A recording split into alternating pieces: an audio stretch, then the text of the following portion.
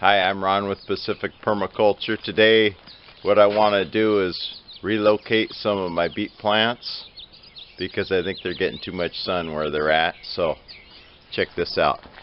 I've got this somewhat shaded backyard during parts of the day, so I'm thinking it would do more effectively. Where the eave comes here, then it shades my wasabi, and so far so good. I've never grown wasabi till this year, but it's looking pretty good because it gets a bunch of shade.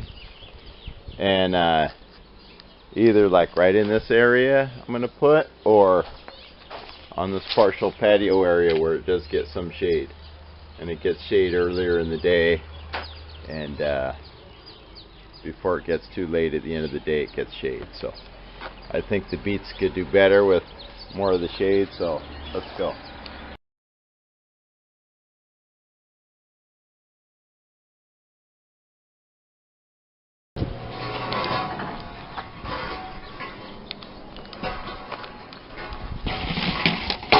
This one's mainly beets, except for it's got that cage on it. So I'm going to try to find one I can easily remove the cage, like this one, and I can always reseed.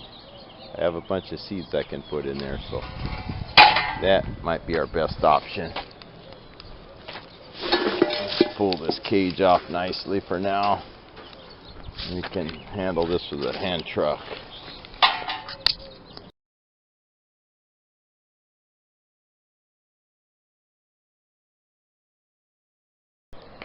Okay, so as will happen sometimes, I had to reassess.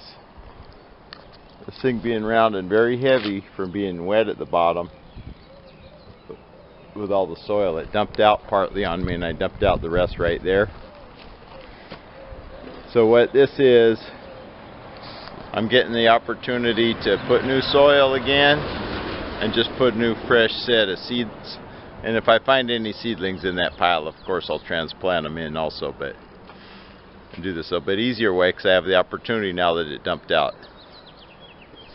So I'm just gonna try to put it on this hand truck and roll it in so I don't have to roll it the whole way just on the ground, and then we'll go again.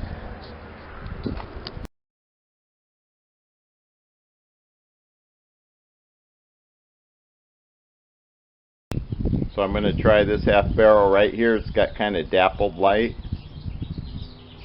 and it might get some straight on direct sunlight. I'm not sure, but it does get cooler back here, and I'm thinking the cooler weather the beets will do better. So anyway, we're trying this. As always, gardening is an experiment to see what happens. So let me go get my soil and everything and get this set up.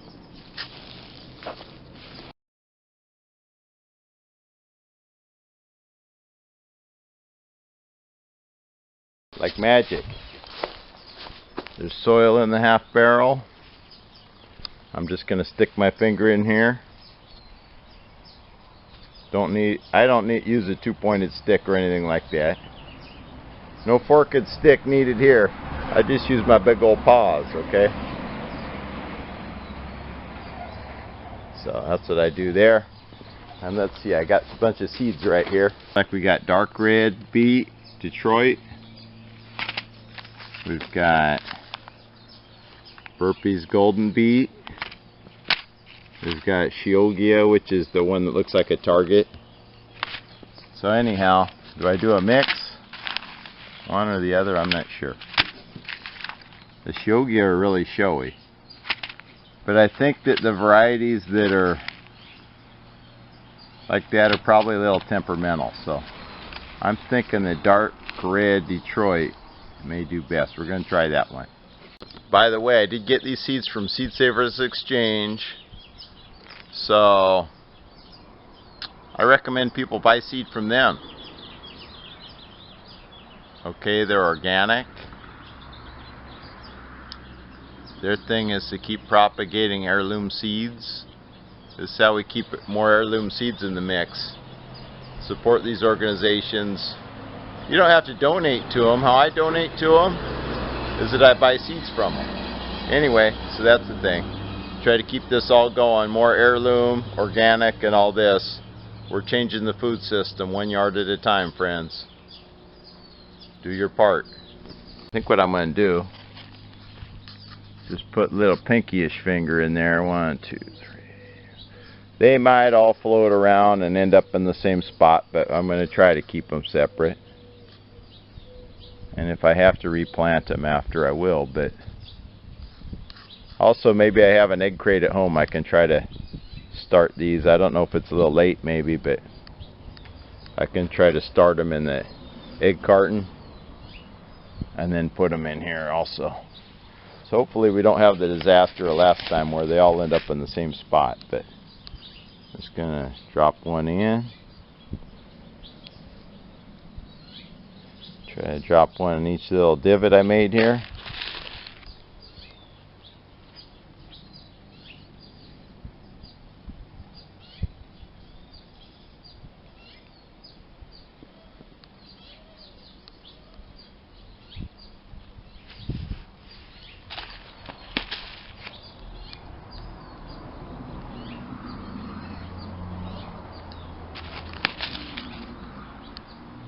Oh, more than one sometimes, but that's how she rolls, okay?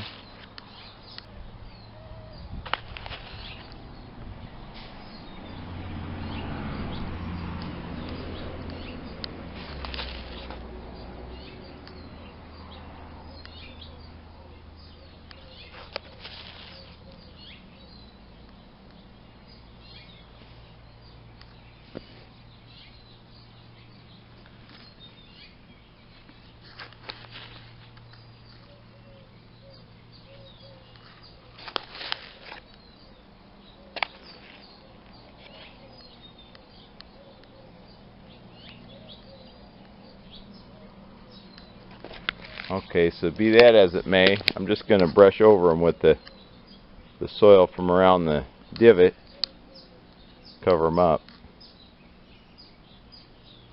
I have to do a gentle watering on these. I'm debating whether water them today or tomorrow night when my usual watering time is.